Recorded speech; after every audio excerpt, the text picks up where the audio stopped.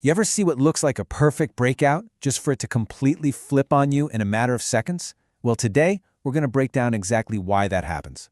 More importantly, we're going to look at how you can actually use it to your advantage with a really powerful pattern you can find on the 4-hour chart. I mean, it's the absolute worst feeling for a trader, right? You see the price punch through a key level, you get excited, you jump in, and then bam, it just snaps right back, leaving you totally wrong-footed. But here's a thought. What if that fake out, that thing that frustrates us so much, is actually the real signal we should have been waiting for?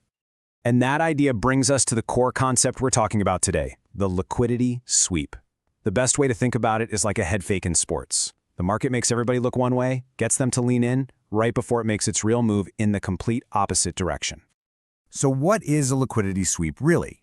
It's just a quick, sharp move past a recent high or a recent low. Now, it's designed to trigger all the orders that are sitting there from people betting on a breakout. But, and this is the key, it doesn't hang around up there. It snaps back, and it snaps back hard. And that snapback, that's our cue. Believe it or not, this whole thing starts with just one single candle. We're not looking at complicated indicators or anything fancy. All we care about is the simple range between that one candle's high and its low. This little zone becomes our battlefield, you know? It's the area where we're going to watch for the market to tip its hand. Okay, so let's get to the good stuff, the actual blueprint. This isn't some crazy convoluted strategy with a million different rules. It's a simple, kind of elegant 3-step pattern that, honestly, once you see it, you're going to start noticing it all over the place. Okay, so here it is. Step 1, you find a candle that sets a really clear high or a clear low. Easy enough. Step 2, and this is the most important part, the very next candle's wick pokes past that level. That's the sweep. But the body of that candle closes back inside the range of that first one. That's the signal. So step 3 is your entry on the next candle, and you're aiming for the other side of that original range. Now, theory is one thing, but seeing this play out on a real chart is where it all clicks. So let's dive into an example and see how this looks in a short trade, a sell setup. All right, so here we go. Step 1. See this candle right here? It's put in a very distinct high. That pink line just marks the level we're now watching. Think about it. This is the level where breakout traders are probably putting their buy orders and where other people might have their stops. It's just a big pool of liquidity waiting to be tapped. And here's where the magic happens. Look real close. The very next candle stabs above that high. That's our sweep. But the crucial part? The body of the candle closes right back down inside the range. That's the failed breakout, and for us, that's a crystal clear signal to go short on the next candle that forms. Let's just look at one more example, just to really burn this into your brain. It's the same story, just a different day on the chart. A high is set, the wick sweeps it, but the body closes back inside, and that rejection sends the price on a beautiful move down. See how clean that is? It's a repeatable pattern.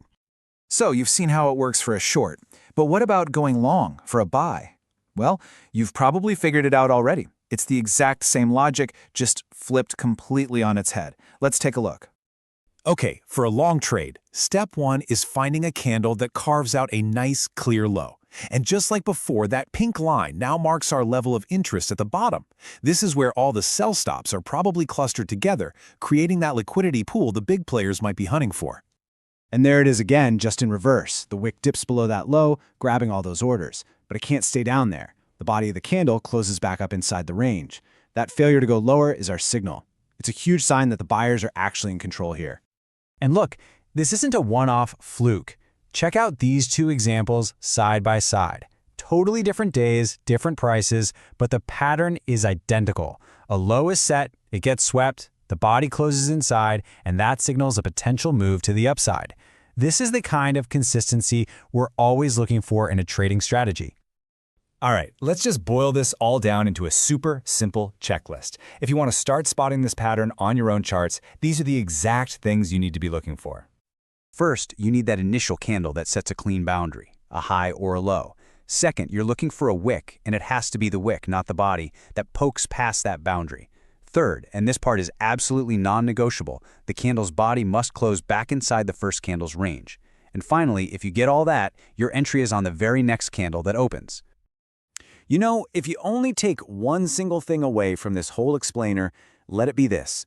In the world of trading, the failed move is so often the real move. That moment that looks like weakness is very often the market showing its true strength. So the pattern is simple. It's visual. It's repeatable. The real question is, are you going to start seeing these market head fakes, not as just random noise, but as the high probability opportunities that they really are? Go ahead, open up your charts and start looking. I think you're going to be surprised at how often you find this.